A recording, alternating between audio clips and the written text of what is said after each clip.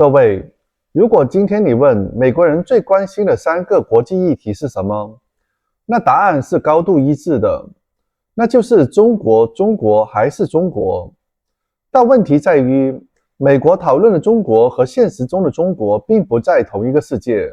迈克尔·邓恩在哈萨克斯坦回来，在那里他看到了一个几乎让人失语的场景：中国汽车制造商成片的进驻，当地的工厂正在为多个中国品牌投产全新的车型。这些并不是概念车，也不是展厅的样品，而是马上要开上街头，进入家庭的量产汽车。而与此同时，美国本土依然生活在一种孤岛感里面。大皮卡、SUV， 熟悉的品牌，熟悉的街道，一切看起来都非常稳定安全，没有任何变化。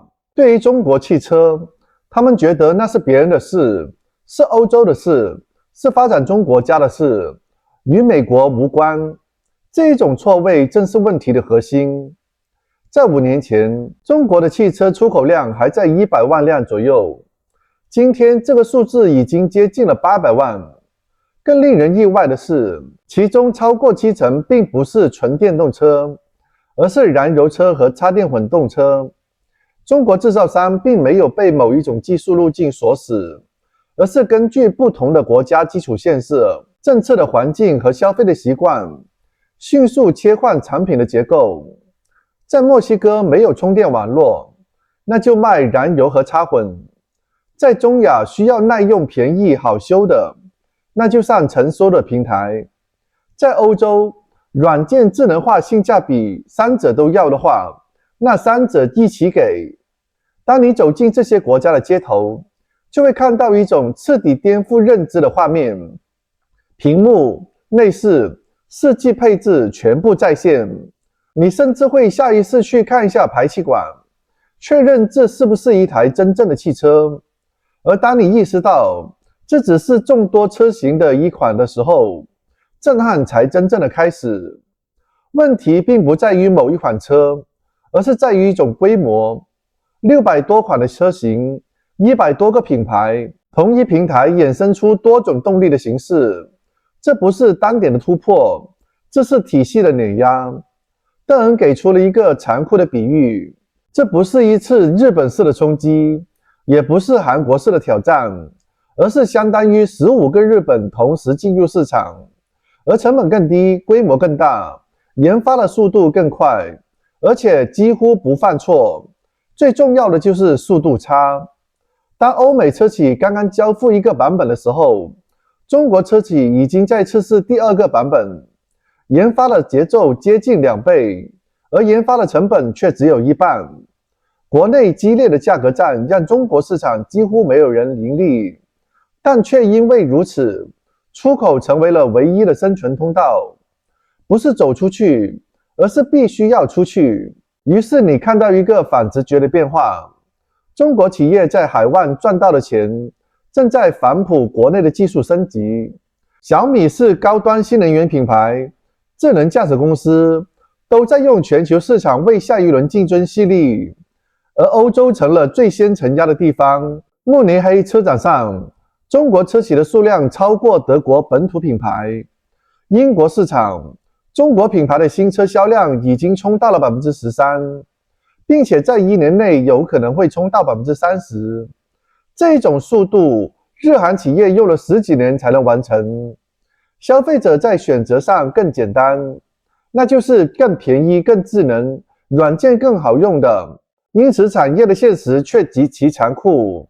当美国意识到问题的时候，已经不是要不要竞争，而是能不能竞争。如果不能与盟友形成真正规模的协同，如果无法在成本、研发和供应链上重新组织自己，那这一场比赛从一开始就不是同一个重量级。这不是一场关于电动车的讨论，这是一场关于工业体系、速度、规模和现实认知的对决。而中国已经在赛道上，让我们看一下视频。What is the thing that you're talking about here and most right now? What's the biggest topic? Okay, number 1, number 2, and number 3 biggest topics for Americans today. China. All three. All three. China, China, and China. Okay. So why? What's going on? We're on an island here. We're at ignorant bliss. That's what the term is, right? We love our lives. We're comfortable. We've got our big trucks and SUVs. Meanwhile, China's pouring in cars to every country in the world except the United States and Canada. So we feel as though, did someone cry wolf? Is there what? What's the problem? Everything's fine. Sun's out, everything's right? fine. Now, I just learned you guys are just in Kazakhstan. Yes. Yep. What'd you That's see there? A lot of Chinese manufacturers. I mean, all of them, tons over of there. them. We even visit some factories. Yeah, saw a factory where 3 Chinese manufacturers are going to be made in one factory, In one 12 factory. models. Yep. It's absolutely incredible. It's kind of like a first time done thing. But the thing that we were saying right before this that was staggering to us, that in our island, in our world, everything is Chinese EV. But the difference that totally blew our mind, and you've got stats on this, is we saw all the Chinese manufacturers and 2 EVs. The rest Yeah, we're walking were around on the show, different like, oh, powertrains. look, it's got the screens, it's got, Yeah. and then everyone's like, tailpipes? Yeah. And then we're like, wait, this is an ICE vehicle? And then we're like, and so is that, and so is that, and so is that. Wow. We thought we were in an EV dealership. So much so that at first you think, oh, they just included tailpipes for the look.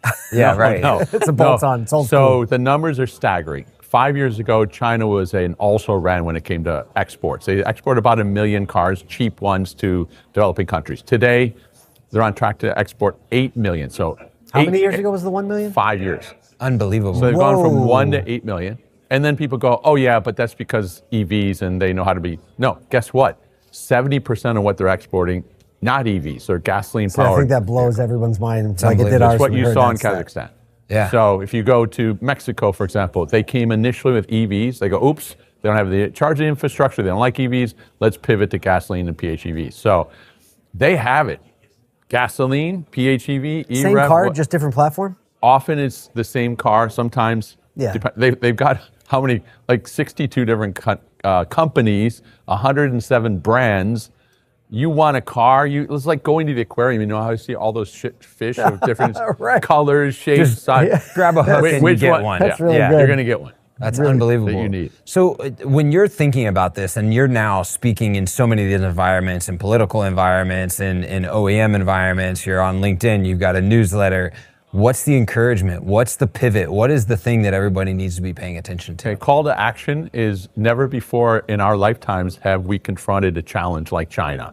So before people go, oh, but we handled Japan when they came in with their cheap imports, and then Korea, and so we can probably digest. No, this is like 15 Japans coming at us at the same time. They have us on cost, they have us on scale. Increasingly, they're really good with technology. R&D? R&D. Yeah, who was talking? I don't know if it was the panel you were on. They were saying that like they're developing R&D at twice our pace. Yes. So it's like by the time we deliver one iteration, they're already releasing V2. V2. They're running at speed and at half our cost. So a lot of people go, oh, they're so good at research and development. Well, they spend half as much as we do, but they just make more of it because they just feel, if you've been to China recently, there's a massive, vicious price war going on. They're beating each other's brains out at home. No one's making money in China, so they have a super incentive to export. Right, and the government they have all this capacity. Yeah, massive and the government capacity. is saying, as far as I understand, like, okay, we're going to step back from the industry. It's at critical mass. We'll let the market play out now. Yeah, go. It's a bloodbath. Let's see what happens here. And then what's happening is the Xpengs of the world, the Xiaomi's, Elite Motors are saying the only way for us to survive, to get oxygen, is to export. And they make more profits on their exports than they do at home. This is the opposite. Japan and Korea made profits at home, bought market share overseas by pricing very cheaply. The Chinese are looking at our markets and going, there's so And much we can make money? Whoa. Wow. So what's the answer for America? I think we have to get very close with our allies, Korea, Japan, and Europe, and say, we understand there's a country called China that could overwhelm us. Have they done it in other industries? Absolutely. If you look at solar panels and steel and shipbuilding and you name it, buttons. When I first went to China in the 1980s, they go, we're going to own the world button industry. You mean like decorative buttons? Yeah, like that was it. Disney button and like a circus? You go to a town called Wenzhou in Zhejiang province, factory, buttons. Emerging industry. That's it. Can anyone else compete with us? No.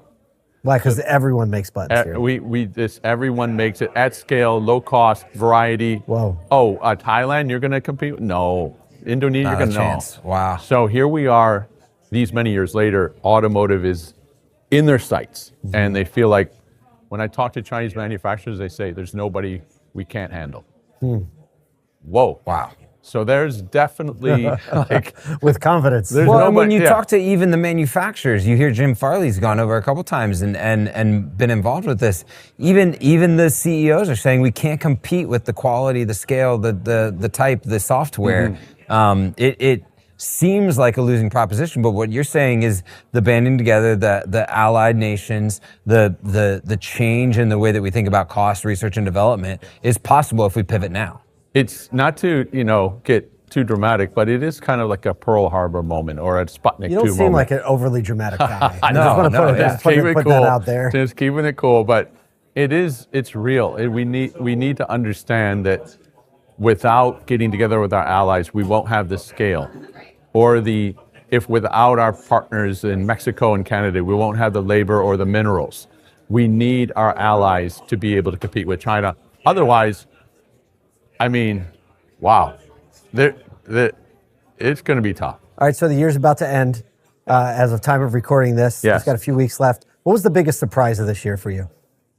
Biggest surprise of this year is the speed with which the Chinese are moving into Europe and just overwhelming European industries. So I was in the Munich Auto Show in September. There were 9 Chinese automakers at the show, more than the Germans. Wow. In wow. Munich. In And Munich. there was over 100 Chinese parts makers, including like autonomous vehicle components, and go, wow. And the Chinese, when they were making the presentations there, said, oh, by the way, we're here to stay. So they're setting up camp very quickly. I was in the UK 2 weeks ago. They owned from nothing a few years ago, 13% of new car sales now, and they're talking about 30% by the end of next year. Oh my So goodness. the speed of it is just like mind-blowing. You know how long it took the Koreans or the Japanese to get that kind of share in yeah, Europe? to earn that. Oh yeah. Well, and from So- a consumer perspective, it's a lower cost, Yeah. higher quality, more software-enabled vehicle. So the consumer is craving it, it Yes. seems. Yeah. Like, I think that's a great last word. That's what I'm trying to tell you. I don't know what to tell I'm you. looking for a sports analogy. It's like, okay, we're looking at a guy not throwing 100 miles an hour off the mound. He's like throwing 142 miles an hour. Wow, And that's we're a looking great like, and illustration. they moved the mound a little bit closer somehow because they know how to rig the game. And you're going, but wait, that can't be fair.